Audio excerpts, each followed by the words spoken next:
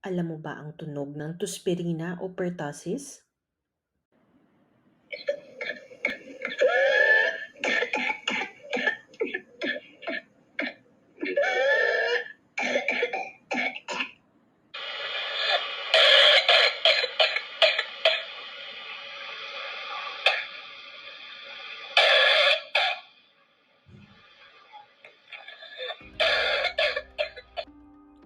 I-video ang coughing episodes para ma-monitor kung lumalala ang pag-ubo at para mapakita ito sa inyong doktor.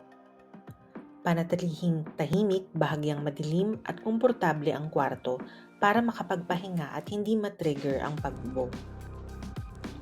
Dahil nasusuka kakaubo ang bata na may pertussis, make sure na hydrated siya pagkatapos ng pagsusuka. Painumin o pakainin ng paunti-unti pagkatapos ng sunod-sunod na pag-ubo.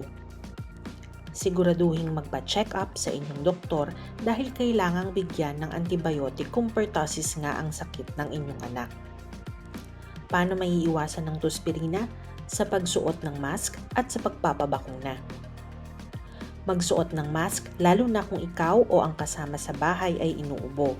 Madaling makahawa ang tao na may pertussis, lalo na kapag umubo o bumahing, maglalabas siya ng small droplet particles na may bakterya at malalanghap ito ng ibang taong kasama niya sa kwarto.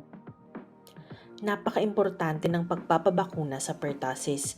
Sa mga bata, 3 beses binibigyan bago mag-1 taong gulang at available ito sa inyong health center at sa inyong doktor. At kailangan i-booster bago mag 2 years old at isa ulit pagpapasok na siya sa eskwelahan. May mga boosters din na binibigay sa teenagers, sa buntis at pati sa matatanda.